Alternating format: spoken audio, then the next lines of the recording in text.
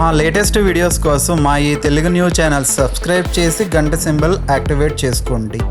ఈరోజు కార్తీక శుద్ధ పాడ్యమి, బలి పాడ్యమి, బుధవారం, పరమ పవిత్రమైన రోజు. ఈ రోజు నుండే కార్తీక మాసం ప్రారంభమవుతుంది కనుక ఈరోజు రాత్రి 12 లోపు కార్తీక మాసంలో చేసే స్నానానికి ఎంత ప్రాముఖ్యత ఉందో తెలిపే ఈ పవిత్ర కథను వింటే చాలు సకల పాపాలు పోతాయి, అన్ని రకాల కష్టాలు, సమస్యలు, బాధలు పోతాయి. ఆ పరమేశ్వరుడి అనుగ్రహం కలుగుతుంది, పేదరికం తొలగిపోతుంది, పాపాలన్నీ పోతాయి. కోటి జన్మల పుణ్యంతో మీరు అపర కుబేరులుగా మారిపోతారు. పట్టిందల్లా బంగారంలాగా మారిపోతుంది. ఇక మీ ఇంట్లో డబ్బే డబ్బు. ఫ్రెండ్స్, ఈ కథను చివరి వరకు చూడాలి. మధ్యలోనే ఆపేస్తే ఎటువంటి ఫలితం రాదు కనుక శ్రద్ధగా చివరి వరకు చూడండి. అలాగే వీడియో చూసే ముందు కామెంట్ బాక్స్లో హరహర మహదేవ శంభో శంకర అని కామెంట్ చేయండి. ఈ వీడియోకి ఒక లైక్ కొట్టి మా ఛానల్ని కూడా సబ్స్క్రైబ్ చేసుకొని మాకు సపోర్ట్ చేయండి. పూర్వం విదర్భ రాజ్యంలో వేదగిరి అనే పర్వత పాదాల చెంత ఒక ప్రశాంతమైన అగ్రహారం ఉండేది. ఆ అగ్రహారంలో సోమయాజులు అనే వేద పండితుడు నివసిస్తూ ఉండేవాడు. ఆయన నిష్ఠాగరిష్ఠుడు, ధర్మమూర్తి. ఆయన భార్య అనసూయమ్మ పేరుకు తగ్గట్టుగానే ఓర్పు సహనాలకు మారుపేరు. వారి జీవనం నిరాడంబరంగా భక్తి శ్రద్ధలతో సాగిపోతుంది. ఆ దంపతులకు శివకేశవుల పట్ల అపారమైన భక్తి. ముఖ్యంగా కార్తీక మాసం వచ్చిందంటే వారికి ఒక పెద్ద పండుగ.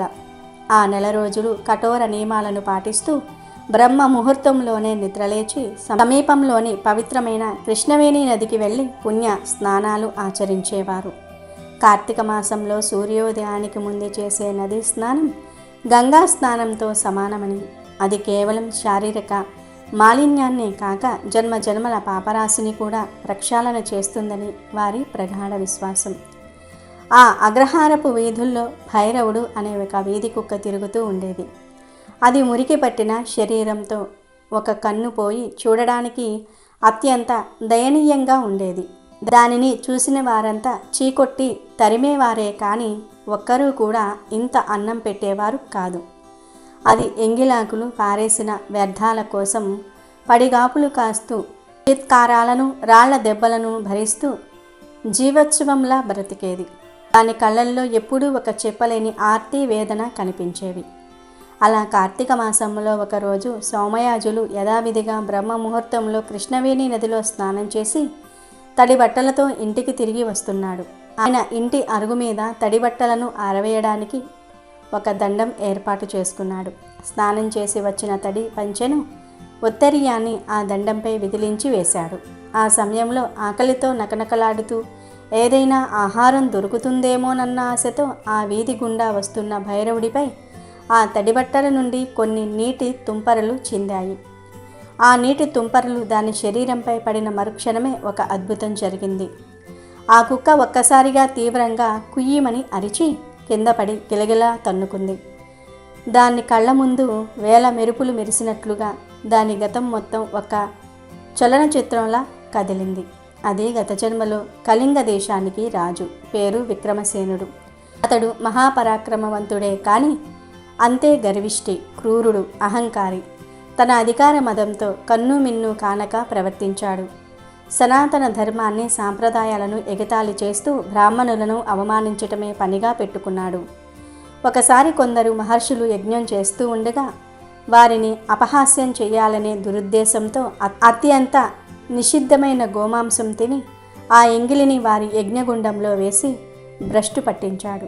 తన రాజ్యంలో పేదరికం ఉండటం రాజ్యానికి అవమానమని భావించి బలహీనులను, పేదవారిని తన సైనికులతో కొట్టించి వారిని రాజ్యం నుండి వెళ్ళగొట్టి క్రూర మృగాలు తిరిగే అడవుల్లోనికి తరిమివేశాడు. ఆకలితో, దప్పికతో మృగాల బారిన పడి ఎందరో అభాగ్యులు ఆ అడవుల్లోనే ప్రాణాలు విడిచారు. అంతటితో ఆగక ఒకనాడు అంగీరస మహర్షి అనే ఒక తపోధనుడు అతని వద్దకు వచ్చి, రాజా, నీ అధర్మం మితిమీరుతోంది. గోహత్యా పాతకులకు, బ్రహ్మహత్యా పాతకులకు కూడా నిష్కృతి ఉంటుంది కానీ పేదలను హింసించే వారికి, సాధువులను అవమానించే వారికి నరకంలో కూడా స్థానం ఉండదు. నీ మార్గం మార్చుకో అని హితవు పలికాడు. ఆ మాటలకు ఆగ్రహంతో ఊగిపోయిన విక్రమసేనుడు, నా రాజ్యంలో ఉంటూ నాకే నీతులు చెప్తావా అని కత్తి దూసి ఆ మహర్షి తల నరికాడు. ఇలా జీవితాంతం లెక్కలేనన్ని ఘోరమైన పాపాలు చేసి చివరికి కుష్టి రోగం బారిన పడి పురుగులు పట్టి నరకయాతన అనుభవించి మరణించాడు. చేసిన ఆ ఘోర పాపాల ఫలంగా ఇప్పుడు ఈ హీనమైన కుక్కగా పుట్టి ఆకలితో, అవమానాలతో, రోగాలతో ప్రతిక్షణం నరకాన్ని అనుభవిస్తున్నాడు. ఈ కార్తీక స్నానం చేసిన బ్రాహ్మణుడి తడి బట్టల నుండి పడిన పవిత్ర జల స్పర్శ వల్ల అతనికి ఈ జ్ఞానోదయం కలిగింది. తన దుస్థితికి కారణం తన పూర్వజన్మ పాపమేనని తెలుసుకున్నాడు. ఆ క్షణంలో దాని హృదయం పశ్చాత్తాపంతో దహించుకుపోయింది. అది లేచి నిలబడి సోమయాజులు వైపు తిరిగి స్పష్టమైన మానవ భాషలో, ఓ పుణ్యాత్మ, నీకు నా అనంత ప్రణామాలు అని పలికింది. ఒక కుక్క మనిషిలా మాట్లాడడం చూసిన సోమయాజులు నిశ్చేష్టుడై భయంతో వెనక్కి తగ్గాడు. ఎవరు నువ్వు? ఏదైనా మాయావివా? రాక్షసుడివా? ఒక శునకం ఇలా మానవ భాషలో మాట్లాడడం ఏమిటి అని ఆశ్చర్యంగా అడిగాడు. అప్పుడు ఆ కుక్క కన్నీళ్లతో, స్వామి, నేను మాయావిని కాను, రాక్షసుడను కాను. మీలాగే ఒకప్పుడు మనిషిగా పుట్టిన ఒక అభాగ్యుణ్ణి. పూర్వజన్మలో నేను కళింగ దేశానికి రాజును. నా పేరు విక్రమసేనుడు. అధికార గర్వంతో, అహంకారంతో నేను చేయని పాపం లేదు. ఆ పాపఫలమే ఈ హీనమైన శునక జన్మ. ఈరోజు మీరు కార్తీక మాసంలో ఆచరించిన పవిత్ర నదీ స్నాన జలం నాపై పడటంతో నాకు పూర్వజన్మ స్మృతి కలిగి నా పాపాలు గుర్తుకు వచ్చాయి. దయచేసి నన్ను రక్షించండి. ఈ జన్మ నుండి నాకు విముక్తి కలిగించండి. మీకు పుణ్యం ఉంటుంది అని వేడుకుంది. ఆ కుక్క కథ విన్న సోమయాజులు మనసు కరిగిపోయింది. కార్తీక స్నాన మహత్యం ఎంత గొప్పదో ఆయనకు అర్థమైంది. కేవలం స్నానం చేసిన వారి వస్త్రంలోని నీటి తుంపర్లకే ఇంత శక్తి ఉంటే ఇక ఆ వ్రతాన్ని నిష్ఠగా ఆచరిస్తే ఎంత పుణ్యం లభిస్తుందో అని గ్రహించాడు. ఓ రాజా, నీ పశ్చాత్తాపమే నిన్ను ఉద్ధరిస్తుంది. నీవు చింతించకు. నీకు మోక్షం లభించే మార్గాన్ని ఆ పరమేశ్వరుడే చూపుతాడు. ఈ కార్తీక మాసం ముగిసే వరకు నీవు నాతోనే ఉండు అని అభయమిచ్చాడు. ఆనాటి నుండి ఆ కుక్క సోమయాజులు ఇంటి వద్దనే ఉండసాగింది. సోమయాజులు దానికి రోజు ఆహారం పెడుతూ దయతో చూసుకోసాగాడు. అయితే ఆ అగ్రహారంలోని దుష్టబుద్ధి అనే మరో బ్రాహ్మణుడు ఈ సంఘటనను మొత్తం చాటుగా చూశాడు. అతడు సోమయాజుల కీర్తిని, ప్రతిష్టను చూసి ఎప్పుడూ అసూయపడేవాడు. ఇప్పుడు ఈ కుక్క రూపంలో ఒక సువర్ణ అవకాశం దొరికిందని భావించాడు. ఈ కుక్క పూర్వజన్మలో రాజు కదా, దీనికి తన పూర్వజన్మ సంపద ఎక్కడ దాచిపెట్టింది గుర్తుంటే ఉంటుంది. దీన్ని నా వశం చేసుకుంటే ఆ నిధిని నేను దక్కించుకోవచ్చు. నేను ఈ దేశానికే రాజును కావచ్చు అని దురాలోచన చేశాడు. ఒకరోజు రాత్రి అందరూ నిద్రపోతున్న సమయంలో దుష్టబుద్ధి ఒక మాంసం ముక్కను తీసుకొని సోమయాజుల ఇంటి వద్దకు వచ్చాడు. ఆ కుక్కను మెల్లగా పిలిచి ఆ మాంసం ముక్కను ఎరగా చూపి దాన్ని తన వెంట తీసుకుపోయాడు. దానిని ఒక పాడుబడిన గుడిలోనికి తీసుకుని వెళ్ళి, ఓ విక్రమసేన, నువ్వు నీ పూర్వజన్మ నిధిని ఎక్కడ దాచావో నాకు చెప్పు. నేను నిన్ను ఈ కుక్క జన్మ నుండి విముక్తి కలిగిస్తాను. నీకు స్వర్ణ దేహాన్ని ఇప్పిస్తాను అని మాయమాటలు చెప్పాడు. కానీ ఆ కుక్కకు అప్పటికే జ్ఞానోదయం కలిగింది. అది దుష్టబుద్ధి దురాశను గ్రహించింది. ఓ దుర్మార్గుడా, నా పాపాలు నన్ను ఈ స్థితికి తెస్తే నీ అత్యాశ నిన్ను నాకన్నా హీనమైన స్థితికి తీసుకువెళ్తుంది. సంపద శాశ్వతం కాదు, ధర్మమే శాశ్వతం. ఈ సత్యాన్ని నేను నా అనుభవంతో తెలుసుకున్నాను. నీవు కూడా తెలుసుకో. నన్ను నా దారిన వదిలిపెట్టు అని గద్దించింది. తన పన్నాగం పారలేదని గ్రహించిన దుష్టబుద్ధికి పట్టరాని కోపం వచ్చింది. ఛీ, ఒక కుక్కవు, నాకు నీతులు చెప్తావా? నిధి ఎక్కడుందో చెప్పకపోతే నిన్ను ఇక్కడే చంపి పాతి పెడతాను అని ఒక పెద్ద కర్రతో దాన్ని కొట్టబోయాడు. ఆ కుక్క తప్పించుకుని బయటకు పరిగెత్తింది. దుష్టబుద్ధి దానిని వెంబడించాడు. ఆ కుక్క ప్రాణభయంతో అగ్రహారమంతా తిరుగుతూ చివరికి సోమయాజులు ఇంటి ముందున్న తులసి కోట చుట్టూ ప్రదక్షిణలు చేయటం మొదలుపెట్టింది. ఆ అలికిడికి సోమయాజులు, గ్రామస్తులు మేల్కొన్నారు. బయటకు వచ్చి చూసేసరికి దుష్టబుద్ధి కర్ర పట్టుకుని కుక్కను తరుముతూ అది తులసికోట చుట్టూ తిరుగుతూ ఉండటం కనిపించింది. సోమయాజులు అతన్ని అడ్డుకుని, దుష్టబుద్ధి, ఆగు, ఈ మూగజీవాన్ని ఎందుకు హింసిస్తున్నావు అని గద్దించాడు. అదే సమయంలో ఆకాశంలో ఒక దివ్యమైన కాంతి వెల్లివిరిసింది. ఒక పుష్పక విమానం కిందికి దిగివచ్చింది.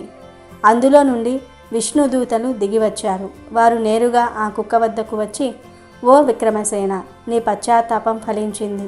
కార్తీక మాసంలో పుణ్య స్నాన జలస్పర్శ, పండితుని సాంగత్యం, తులసి కోట ప్రదక్షిణాల వల్ల నీ పాపాలన్నీ నశించాయి. నీకు ముక్తి లభించింది, మాతో పాటు వైకుంఠానికి రా అని ఆహ్వానించారు. మరుక్షణమే ఆ కుక్క దేహం ఒక దివ్యమైన కాంతిగా మారి ఆ విమానంలోనికి ప్రవేశించింది. విమానం వైకుంఠం వైపుకు దూసుకుపోయింది. ఈ అద్భుతాన్ని కళ్ళారా చూసిన గ్రామస్తులు దుష్టబుద్ధి నిశ్చేష్టులయ్యారు.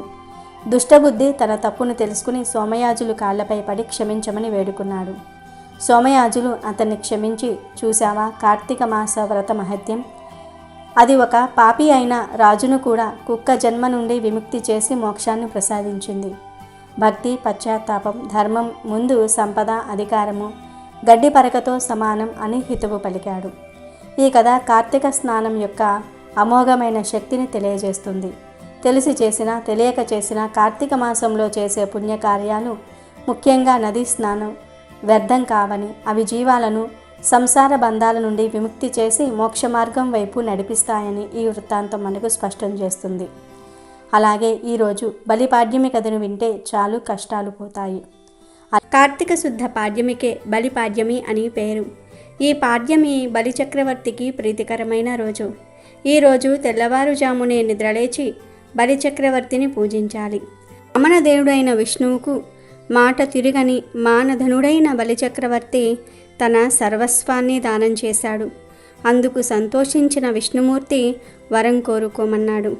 అప్పుడు బలిచక్రవర్తి, దేవా, నా సర్వస్వాన్ని నీకు సమర్పించాను. నా కోసం కోరడానికి ఏమీ లేదు. లోకం కోసం ఒక వరం అర్థిస్తూ ఉన్నాను. ఇష్టమైతే అనుగ్రహించు. నేను దానమిచ్చిన భూమిని వామనుడివై అంతటా ఆక్రమించావు గనుక నీ 3 అడుగులకు సంకేతంగా ఆశ్వేజ బహుళ చతుర్దశి, అమావాస్య, కార్తీక శుద్ధ పాడ్యమి ఈ 3 రోజులు భూలోకంలో బలిచక్రవర్తి రాజ్యంగా ఉండాలి. నా రాజ్యంలో దీపదానము, దీపపూజ చేసే ఇంట్లో నీ భార్య లక్ష్మీదేవి శాశ్వతంగా ఉండాలి. నా రాజ్యంలో ఎవరి ఇంట అంధకారం ఉంటుందో వాళ్ళ ఇంట ఎప్పటికీ చీకటే ఉండాలి అన్నాడు. విష్ణువు తదాస్తు అన్నాడు. బలిచక్రవర్తి కార్తీక శుద్ధ పాడ్యమి రోజు తాను పాలించిన భూలోకాన్ని చూడడానికి సాయంకాలం వస్తాడు. అతని వెంట గదాధరుడైన భగవంతుడు మహావిష్ణువు వస్తాడు. ఇలా భక్తుడు, భక్త రక్షకుడైన భగవంతుడు ఇద్దరూ వస్తారు గనుక వీధులు శుభ్రంగా ఉండి ప్రతి ఇంటి ముంగిట దీపాలు, మామిడి తోరణాలు, రంగురంగుల ముగ్గులు ఉండటం చూసి తన రాజ్యంలో ప్రజలందరూ కూడా ఆనందం, ఉత్సాహం, భోగభాగ్యాలతో హాయిగా ఉన్నారని బలి సంతోషపడతాడు. భగవంతుడు ఆనందిస్తాడు. అందువల్ల దీపావళి మరుసటి రోజు బలిపాడ్యమి అయ్యింది. అంతేకాని జంతు బలులతో విందు చేసుకోవటం బలిపాడ్యమి కాదు. కార్తీక పాడ్యమికి ఎంతో ప్రాధాన్యత ఉంటుంది. ఎందుకంటే ఈ రోజుతోనే కార్తీక మాసం ప్రారంభమవుతుంది. ఈ రోజు నుండే నదీ స్నానాలు చేయటము, కార్తీక దీపాలు వెలిగించటము ప్రారంభిస్తారు. కార్తీక మాసంలోని మొదటి రోజు గనుక ఈరోజు కార్తీక మాసంలో చేసే దీపారాధన వలన ఎటువంటి పుణ్యఫలాలు వస్తాయో తెలిపే ఈ కథను వింటే చాలు జన్మల పాపాలు పోయి కోటి జన్మల పుణ్యం వస్తుంది. ఒకసారి జనక మహారాజు వశిష్ఠ మహర్షిని కార్తీక మాసంలో చేసే దీపారాధనకు ఎటువంటి ఫలితం వస్తుందని అడుగుతాడు. అప్పుడు వశిష్ఠ మహర్షి జనక మహారాజుతో ఈ కథను చెప్తాడు. పూర్వం సరస్వతీ నదీ తీరంలో శిథిల వ్యవస్థలో ఉన్న ఒక విష్ణు ఆలయం ఉండేది. ఆలయం శిథిలమై ఉండటం వలన భక్తులు వచ్చేవారు కాదు. అలాంటి పరిస్థితుల్లో ఒక యతీశ్వరుడు ఆ ఊరికే వస్తాడు. నదీ తీరంలో శిథిలమైన విష్ణుమూర్తి ఆలయాన్ని చూస్తాడు. అది ఉపయోగంలో లేని కారణంగా తాను అక్కడ ఉండవచ్చునని అనుకుంటాడు. ఆలయం అంతటా శుభ్రం చేసుకొని తనతో తెచ్చుకున్న కొద్దిపాటి సామాగ్రి అందులో పెట్టుకుంటాడు. రాత్రి వేళల్లో వెలిగించుకోవటం కోసం ఊళ్ళోకి వెళ్ళి ప్రమ్మిదలు, నూనె, ఒత్తులు తెచ్చుకుంటాడు. ఆ దేవాలయంలో ఆయన ధ్యానం చేసుకుంటూ తన జీవనాన్ని కొనసాగిస్తూ ఉంటాడు. ఎక్కువగా ధ్యానంలోనే సమయాన్ని గడుపుతూ ఉంటాడు. ఒక కార్తీక మాసంలో ఆలయంలో ఆయన దీపాలు వెలిగించి ధ్యానంలోనికి వెళ్తాడు. అలాంటి సమయంలోనే ఆహారాన్ని వెతుక్కుంటూ ఒక ఎలుక ఆలయంలోనికి వస్తుంది. ఆహారం కోసం అటూ ఇటూ తిరుగుతూ ఉన్న ఆ ఎలుకకు నూనె వాసన వస్తుంది. అప్పటికే కొండెక్కిన దీపం దగ్గరకు ఆ ఎలుక వెళ్తుంది. నూనెతో ఉన్న ఆ వత్తిని నోట కరుచుకుని వెనుదిరుగుతుంది. అప్పుడే దానికి 2వ దీపం కనిపిస్తుంది. అందులోని ఒత్తిని కూడా తీసుకుని వెళదామనుకుని దగ్గరకు వెళ్తుంది. దీపం వెలుగుతూ ఉండటం వలన దానికి సెగ తగలటంతో తన నోటిలోని ఒత్తిని కూడా వదిలేస్తుంది. ఆ ప్రమిదలో పడిన ఆ ఒత్తి దీపం అంటుకుని వెలుగుతుంది. యతీశ్వరుడు వెలిగించిన దీపం కొండెక్కితే తిరిగి ఆ దీపాన్ని వెలిగించిన పుణ్యం ఆ ఎలుకకు వస్తుంది. ఆ పుణ్య ఫలితం కారణంగా ఆ ఎలుక దివ్యమైన పురుషుడి శరీరాన్ని ధరిస్తుంది. ధ్యానంలో నుంచి బయటకు వచ్చిన యతీశ్వరుడికి ఎదురుగా దివ్యమైన శరీరాన్ని ధరించిన ఒక పురుషుడు కనిపిస్తాడు. అప్పుడు ఆ యతీశ్వరుడు ఆ దివ్య పురుషుడితో, ఎవరు నువ్వు, ఇక్కడికి ఎందుకు వచ్చావు, ఏం కావాలి అని అడుగుతాడు. తాను ఒక ఎలుకను అని, అయితే హఠాత్తుగా తన రూపం పోయి దివ్యమైన ఈ శరీరం వచ్చిందని ఆ దివ్య పురుషుడు చెప్తాడు. అందుకు కారణం కూడా తనకు తెలియటం లేదని అంటాడు. యతీశ్వరులే అందుకు కారణం తెలుపాలని కోరతాడు. అప్పుడు ఆ యతీశ్వరుడు దివ్య దృష్టితో చూస్తాడు. అలా దివ్య దృష్టితో చూసిన యతీశ్వరుడికి ఎలుక పూర్వజన్మ గురించి తెలుస్తుంది. అప్పుడు ఆ యతీశ్వరుడు, పూర్వజన్మలో నువ్వు ఒక బ్రాహ్మణుడవి, ఎప్పుడూ కూడా భగవంతుణ్ణి ఆరాధించి ఎరుగవు, స్నానము, జపము, దీపారాధన, దాన ధర్మాలు చేయటం నీకు తెలియదు.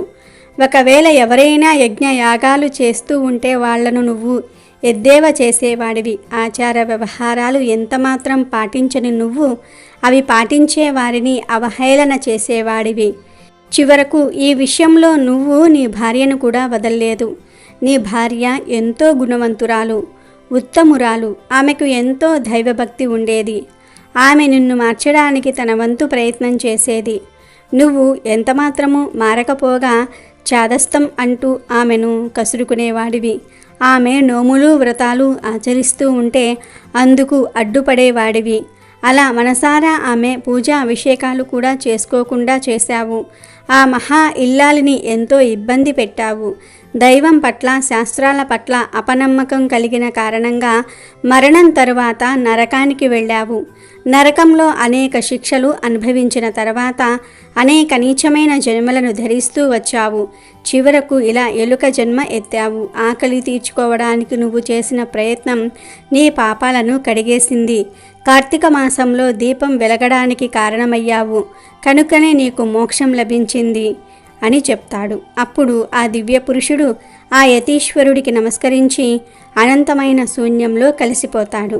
కార్తీకంలో ఇతరులు వెలిగించిన దీపం కొండెక్కినప్పుడు తిరిగి అది ప్రకాశించేలాగా చేస్తే అంతటి పుణ్యం కలుగుతుందని జనక మహారాజుతో వశిష్ఠ మహర్షి చెప్తాడు. అలాగే ఈరోజు కార్తీక పురాణంలోని ఈ కథను వింటే చాలు నరక బాధలు తప్పుతాయి, స్వర్గానికి పోతారు, జీవితంలో పేదరికం అనేది మీ దరి చేరదు.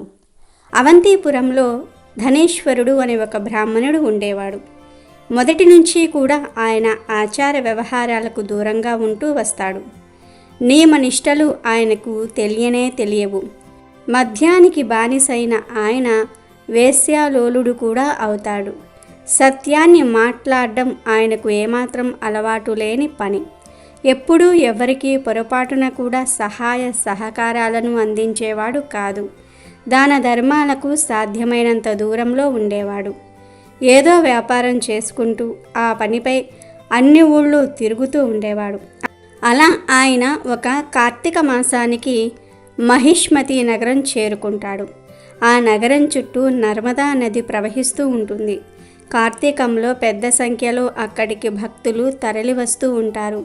అందువలన తన వ్యాపారం బాగా సాగుతుందనే ఉద్దేశంతో ఆయన అక్కడకు చేరుకుంటాడు. ప్రతిరోజు తెల్లవారక ముందే భక్తులు కార్తీక స్నానాలు చేయటం చూస్తాడు. తాను కూడా చేస్తాడు. అలాగే దూర ప్రాంతాల నుంచి వచ్చిన వారు ఆయనకు పరిచయం అవుతారు. కార్తీక వ్రత విశేషాలను గురించి వాళ్ళు చెప్తూ ఉంటే వింటాడు. అలాగే భగవంతుడి లీలా విశేషాలను గురించి మాట్లాడుకుంటూ ఉంటే ఆసక్తితో వింటాడు. అలా సంజన సాంగత్యం వలన ఆయన భగవంతుడి నామాన్ని స్మరించటం మొదలు పెడతాడు. ఇలా కార్తీక మాసంలో తన వ్యాపారం కూడా బాగా సాగుతూ ఉండటంతో ధనేశ్వరుడు ఆ నగరంలోనే ఆ నెలంతా ఉండిపోతాడు. కార్తీక పౌర్ణమి రోజున చేసే దీపోత్సవం కూడా తిలకిస్తాడు. ఆలయాలకు వచ్చి వెళ్ళే భక్తులను చూస్తాడు. భగవంతుడు ఆయనను సేవించడానికి సంబంధించిన సందేహాలను సాధు సజ్జనులను అడిగి తెలుసుకుంటాడు. ఇక ఆ ఊరు నుంచి ధనేశ్వరుడు వెళ్ళిపోవాలని అనుకుంటూ ఉండగా ఒక విష సర్పం ఆయనను కరుస్తుంది. దాంతో వెంటనే ఆయన మరణిస్తాడు. అలా పాము కాటు కారణంగా మరణించిన ధనేశ్వరుడు యమలోకానికి వెళ్తాడు. ధనేశ్వరుడి గురించిన విషయాలు చెప్పమని చిత్రగుప్తుని యమధర్మరాజు అడుగుతాడు. మొదటి నుంచి ఆయన అనుసరిస్తూ వచ్చిన పాపకార్యాలను గురించి చిత్రగుప్తుడు వివరంగా చెప్తాడు. దాంతో ధనేశ్వరుణ్ణి అగ్నిగుండంలో తెయ్యమని యమధర్మరాజు ఆదేశిస్తాడు. ఆ మాట వినగానే ధనేశ్వరుడు హడలిపోతాడు. తనను వదిలేయమని కేకలు పెడతాడు. ఆ మాటలను వినిపించుకోకుండా యమభటులు ఆయనను అగ్నిగుండంలో తోసివేస్తారు. అగ్నిగుండంలో పడగానే ధనేశ్వరుడు మాడిపోతాడని యమభటులు అనుకుంటారు. కానీ అగ్నిగుండంలో వేసినా కూడా ధనేశ్వరుడికి ఏమీ కాదు. యమభటులకు అది ఆశ్చర్యాన్ని కలిగిస్తుంది. అగ్నిగుండం తన స్వభావాన్ని పూర్తిగా మార్చుకున్నట్లుగా చల్లగా మారిపోవటం చూసి ధనేశ్వరుడికి కూడా ఆశ్చర్యం కలిగిస్తుంది.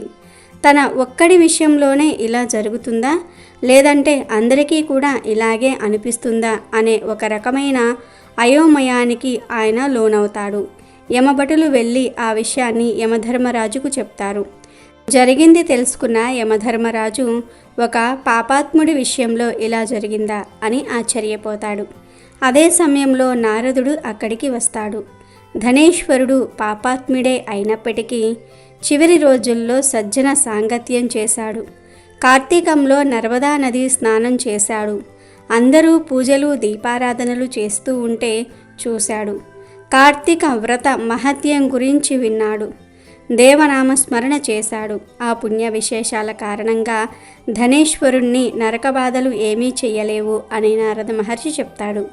ధనేశ్వరుడు నరకంలో ఉండదగినవాడు కాదని నారద మహర్షి చెప్పటంతో యమధర్మరాజు ఆలోచనలో పడతాడు. ఆ తర్వాత తన దూతను పిలిచి ధనేశ్వరుడికి నరకలోక దర్శనం చేయించి పై యక్షలోకానికి పంపించేసి రమ్మని చెప్తాడు. అలాగేనని చెప్పిన యమదూత ధనేశ్వరుణ్ణి వెంటబెట్టుకుని అక్కడి నుంచి బయలుదేరతాడు. నరకాలు వివిధ రకాలుగా అమలు చేసే శిక్షలను గురించి చెప్తూ యమదూత అతన్ని తీసుకొని వెళ్తూ ఉంటాడు.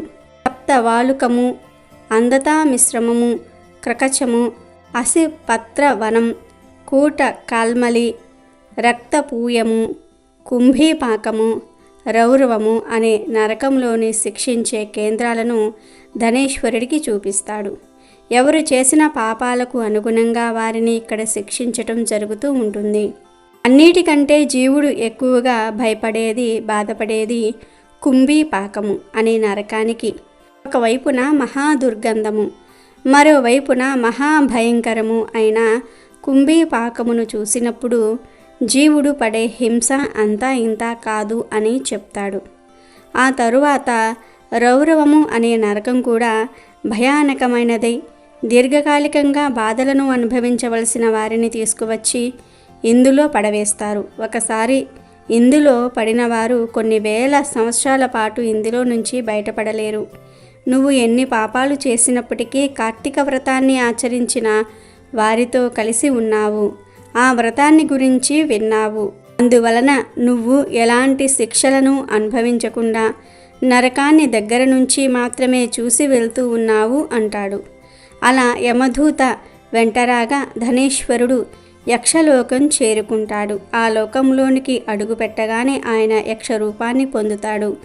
అంతేకాదు ఆయన పేరు ధనయక్షుడిగా మారిపోతుంది. అలా ధనేశ్వరుడు కార్తీక వ్రత విశేషం వలన ధనయక్షుడిగా మారిపోతాడు. అలాగే ఈ కార్తీపాడ్యమి బుధవారంతో కలిసి వచ్చింది కనుక ఈ పవిత్ర వినాయకుడి కథను వింటే చాలు మీ కష్టాలన్నీ కూడా పోతాయి, సమస్యలు పోతాయి, మీరు అపర కోటీశ్వరులుగా మారిపోతారు. అది ధర్మపురి అనే ఒక అందమైన గ్రామం. కానీ ఇప్పుడు ఆ ఊరి అందం కనుమరుగయింది. గత 2 ఏళ్లుగా వాన చుక్కలేదు. ఆకాశం నిప్పుల కొలిమిలా మండుతోంది. పచ్చగా కళకళలాడాల్సిన పొలాలు నెర్రెలు చాచి బీడు భూములుగా మారిపోయాయి. ఊరి చెరువు అడుగంటి మట్టి బీటలు వాలింది. పశువులు త్రాగడానికి నీళ్లు లేక, తినడానికి పచ్చిగడ్డి పరక దొరక్క బక్క చిక్కిపోయి అల్లాడుతున్నాయి. మనుషుల పరిస్థితి మరీ దారుణం. వారి కళ్ళల్లో జీవకళ పోయి ఆకలి నిస్సహాయత గూడు కట్టుకున్నాయి. ఒకప్పుడు పండుగలతో పాటలతో సందడిగా ఉండే ఆ ఊరు ఇప్పుడు నిశ్శబ్దంతో ఆకలి కేకలు మాత్రమే వినిపిస్తూ ఉన్నాయి. అదే గ్రామంలో ఊరి చివర ఒక శిథిలావస్థకు చేరిన పూరి గుడిసెలో పార్వతమ్మ అనే ఒక పేద వితంతువు ఉండేది. ఆమె భర్త కొన్నాళ్ల క్రితం చనిపోయాడు. పిల్లలు లేరు. ఆమెకు ఆస్తి అని చెప్పుకోవడానికి ఏమీ లేదు. కానీ తరగని దైవభక్తి, కొండంత కరుణామయమైన హృదయం ఉన్నాయి. కరువు తనను ఎంతగా పీడిస్తున్నా తన విశ్వాసాన్ని కోల్పోలేదు. రోజు ఉదయాన్నే లేచి దగ్గరలోని ఎండిపోయిన తులసి కోటకు నమస్కరించి, ఓ భగవంతుడా, అందరినీ చల్లగా చూడు తండ్రి అని ప్రార్థించేది. తనకు దొరికిన కొద్దిపాటి ఆహారాన్ని కూడా పక్కింటి పిల్లలతో పంచుకోవడంతోనే ఆనందాన్ని వెతుక్కునేది. ఆమె పేదరికం ఆమె శరీరానికి మాత్రమే, ఆమె మనసు ఎంతో సంపన్నమైనది. ఇందుకు పూర్తి భిన్నంగా అదే ఊరి మధ్యలో ఒక పెద్ద రాజభవనం లాంటి మేడలో ధనుంజయుడు అనే ఒక భూస్వామి ఉండేవాడు. అతని పేరుకు తగ్గట్టే అతని దగ్గర ధనానికి కొదవలేదు. అతని ధనాగారాలు రాబోయే 10 ఏళ్లకు సరిపడా ధాన్యంతో నిండి ఉన్నాయి. చుట్టూ ఊరంతా ఆకలితో అల్లాడుతున్నా అతను ఒక్క గింజ కూడా బయటకు తీసేవాడు కాదు. ఎవరైనా సహాయం కోసం వస్తే, నేను కష్టపడి సంపాదించాను, మీలా సోమరులుగా కూర్చోలేదు, దేవుళ్లను వేడుకుంటే కడుపు నిండదు, కండలు కరిగేలాగా పనిచేయాలి, అయినా ఈ కరువు దేవుడి శాపం, మీ పాపాల వల్లే ఈ దుస్థితి వచ్చింది అని అహంకారంతో మాట్లాడి పంపించి వేసేవాడు. ఒకరోజు ధనంజయుడికి తన సంపదను భక్తిని ప్రపంచానికి ప్రదర్శించాలనే దురాలోచన కలిగింది. ఊరిలో దండోరా వేయించాడు. వచ్చే పౌర్ణమి నాడు నేను మహాయాగాన్ని నిర్వహిస్తున్నాను. 108 రకాల పిండి వంటలు, పట్టు వస్త్రాలు, 10 బంగారు కలశాలతో ఈ యాగం చేస్తాను. నా భక్తికి నా సంపదకు మెచ్చి దేవుళ్లే స్వయంగా దిగివచ్చి ఈ కరువును పోగొడతారు. మీలాంటి పేదవాళ్ల మొరలు దేవుడికి వినిపించవు. నాలాంటి ధనవంతుల ఆర్భాటానికే దేవుళ్ళు కరుగుతారు అని ప్రకటించాడు. ఈ వార్త వాయువేగంతో ప్రయాణించి కైలాసానికి చేరింది. అక్కడ ప్రశాంతంగా ఉన్న పార్వతీదేవి ముఖంలో చిరునవ్వు మాయమై ఆందోళన చోటు చేసుకుంది. ఆమె తన భర్త అయిన పరమశివుడితో, స్వామి చూడండి, భూలోకంలో మానవులు భక్తిని కూడా ధనంతో కొలుస్తున్నారు. గర్వంతో చేసే యాగం కన్నా ఆర్తితో పెట్టే మెతుకు గొప్పదని వారికి ఎలా తెలియజేయాలి అంది. శివుడు చిరునవ్వు నవ్వి, నీ సందేహం సరైనదే, ఈ పనికి మన కుమారులే సరైనవారు అన్నాడు. అప్పుడు పార్వతీదేవి తమ కుమారులైన వినాయకుడు, కార్తికేయుడిని పిలిచి, నాయనలారా, మీరు వెంటనే ధర్మపురికి వెళ్ళండి. అక్కడ ఆకలితో అలమటిస్తున్న 2 పేద బ్రాహ్మణ బాలుర వేషంలోకి మారి ధనుంజయుడు గర్వాన్ని, పార్వతమ్మ భక్తిని పరీక్షించిరండి. నిజమైన భక్తి ఎక్కడుందో లోకానికి తెలియజేయండి అని ఆజ్ఞాపించింది. తల్లి ఆజ్ఞను శిరసావహించి ఆ 2 అన్నదమ్ములు బక్కచిక్కిన మాసిన బట్టలతో ఉన్న 2 బాలుల రూపంలో ధర్మపురికి బయలుదేరారు. ఆ 2 బాలురు నీరసంగా నడుస్తూ మొదట యాగం కోసం సర్వాంగ సుందరంగా ముస్తాబవుతున్న ధనుంజయుడి భవంతికి చేరుకున్నారు. ఆ భవంతి ముందు పెద్ద సందడి నెలకొని ఉంది. ఒకవైపు వేద పండితులు మంత్రాలు చదువుతున్నారు. మరోవైపు వంటవాళ్లు గుమగుమలాడే పిండి వంటలు చేస్తున్నారు. ఆ బాలురు వణుకుతున్న స్వరంతో అక్కడ ఉన్న ద్వారపాలకుడిని సమీపించి, అయ్యా, మేము 2 రోజులుగా పచ్చి మంచినీళ్లు కూడా ముట్టలేదు. కడుపు మండిపోతోంది. దయచేసి తినడానికి ఏమైనా పెట్టించండి అని దీనంగా వేడుకున్నారు. వారి మాటలు లోపల ఉన్న ధనంజయుడికి వినిపించాయి. అతను కోపంగా బయటకు వచ్చి వారిని చూసి అసహ్యంగా ముఖం చిట్లించాడు. ఛీ దరిద్రులారా, మీ మురికి రూపాలతో నా పవిత్రమైన యాగశాల ముందు నిలబడతారా? నా దేవుళ్లకు పెట్టే నైవేద్యం మీ చూపు సోకితేనే అపవిత్రమైపోతోంది. పొండి అవతలికి, మళ్ళీ ఇటువైపు కనిపిస్తే మీ కాళ్ళు విరగ్గొట్టిస్తాను అని గట్టిగా అరిచి సేవకులతో వారిని బయటకు గెంటించాడు. అవమానంతో, ఆకలితో మరింత నీరసించినట్లుగా నటిస్తూ ఆ బాలురు నెమ్మదిగా ఊరి చివర ఉన్న పార్వతమ్మ గుడిసె వైపు నడిచారు. వారి గుడిసె దగ్గరకు వచ్చేసరికి పార్వతమ్మ ఎవరో దయగలవారు ఇచ్చిన పిడికెడు జొన్న పిండితో చేసిన ఒకే ఒక్క రొట్టెను తన ముందు పెట్టుకొని దేవుడికి సమర్పించి తినడానికి సిద్ధమవుతోంది.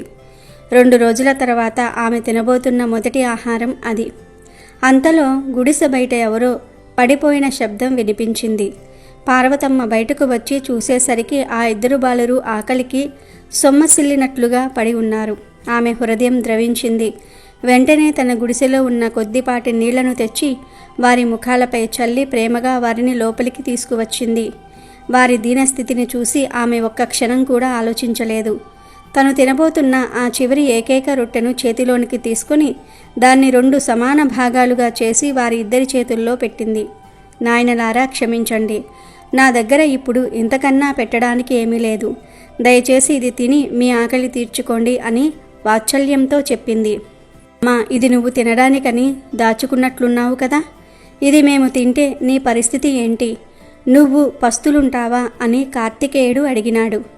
దానికి పార్వతమ్మ కళ్ళల్లో నీళ్లు తిరుగుతూ ఉండగా ఒక చిరునవ్వు నవ్వి, పిచ్చి పిల్లల్లారా, నా కడుపు ఆకలి కన్నా మీ కళ్ళల్లో కనిపించే ఆకలి బాధ నన్ను ఎక్కువగా బాధిస్తుంది. నా ఆకలి దేవుడు తీరుస్తాడు. మిమ్మల్ని నా గుమ్మం వరకు పంపిన ఆ భగవంతుడు నన్ను ఆకలితో చంపేయుడులే. మీరు నిశ్చయంగా తినండి. మీ కడుపు నిండితే నా కడుపు నిండినట్లే అంది. ఆ బాలురు ఎప్పుడైతే ఆ రొట్టె ముక్కను నోట పెట్టుకున్నారో ఒక మహా అద్భుతం జరిగింది. క్షణాల్లో పార్వతమ్మ గుడిసె రూపురేఖలు మారిపోయాయి.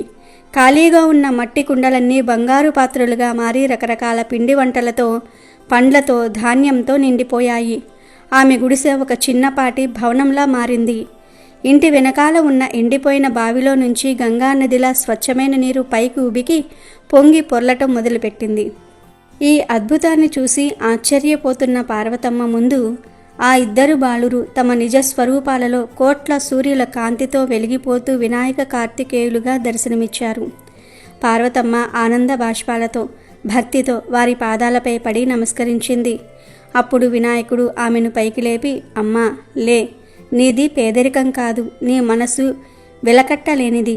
ఆకలితో ఉన్నవారిలో దేవుణ్ణి చూసే నీ కరుణామయమైన గుణమే నిజమైన భక్తి. నీవు ఆర్తితో సమర్పించిన ఈ రొట్టె ముక్క ముందు ధనుంజయుడు గర్వంతో సమర్పించే 108 పిండి వంటలు దిగదుడిపే అని పలికాడు. సరిగ్గా అదే సమయానికి ధనంజయుడు తన యాగం ప్రారంభించగానే ప్రశాంతంగా ఉన్న ఆకాశం ఒక్కసారిగా నల్లని మబ్బులతో కమ్ముకుపోయింది. పెనుగాలి దుమారంలా వీచి యాగశాలను చిందరవందర చేసింది. యాగం కోసం సిద్ధం చేసిన పిండి వంటలన్నీ దుమ్ము ధూళిలో కలిసిపోయాయి. ఇంతలోనే అతని సేవకులు పరుగు పరుగున వచ్చి, అయ్యా, మన ధనాగారాలన్నిటినీ పురుగులు పట్టేశాయి, ధాన్యమంతా మట్టిపాలు అయిపోతుంది అని చెప్పారు. ఈ వింతను, అదే సమయంలో పార్వతమ్మ గుడిసెలో జరిగిన అద్భుతాన్ని గ్రహించిన గ్రామస్తులందరికీ అసలు విషయం అర్థమైంది.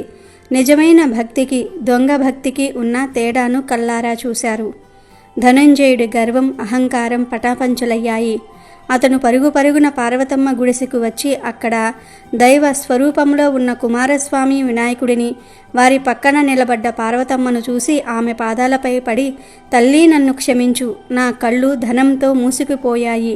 దేవుడు కొలిచేది ధనరాశులను కాదు, దాన గుణాన్ని అని నీ ద్వారా తెలుసుకున్నాను. నాకు జ్ఞానోదయం కలిగింది అని వెక్కి వెక్కి ఏడ్చాడు. పార్వతమ్మ అతడిని పైకి లేపి, అయ్యా, పశ్చాత్తాపమే పాపాలకు అసలైన ప్రాయశ్చిత్తం, దేవుడు కరుణామయుడు అని చెప్పింది. ఆ రోజు నుండి ధనుంజయుడు పూర్తిగా మారిపోయాడు. తన దగ్గర మిగిలిన సంపదను ఊరి ప్రజల కోసం ఖర్చు పెట్టాడు. పార్వతమ్మ బావిలోని నీటితో ఊరి కరువు తీరి పొలాలు మళ్ళీ పచ్చగా మారాయి. ఊరంతా కలిసిమెలిసి పంచుకుంటూ జీవించటం మొదలుపెట్టారు. నీతి: భగవంతుడు ఆడంబరమైన పూజలను, అహంకారంతో చేసే యాగాలను మెచ్చడు. ఆర్తితో చేసే చిన్న సహాయాన్ని, నిష్కల్మషమైన ప్రేమను, కరుణతో నిండిన హృదయాన్ని మాత్రమే కోరుకుంటాడు. దైవత్వం కొలవాల్సింది దానంలో కానీ ధనంలో కాదు. బట్టి ఈరోజు రాత్రి 12 లోపు ఈ కథలు వింటే చాలు, సకల పాపాలు పోతాయి, అన్ని రకాల కష్టాలు, సమస్యలు, బాధలు పోతాయి. ఆ పరమేశ్వరుడి అనుగ్రహం కలుగుతుంది, పేదరికం తొలగిపోతుంది, పాపాలన్నీ కూడా పోతాయి. కోటి జన్మల పుణ్యంతో మీరు అపర కుబేరులుగా మారిపోతారు. పట్టిందల్లా బంగారంలాగా మారిపోతుంది. ఇక మీ ఇంట్లో డబ్బే డబ్బు. అమెజాన్లో బెస్ట్ డిస్కౌంట్స్ కోసం వీడియో డిస్క్రిప్షన్లో లింకు ఉంది, చూడండి. అలాగే మా టెలిగ్రామ్ ఛానల్ సబ్స్క్రైబ్ చేసుకోండి.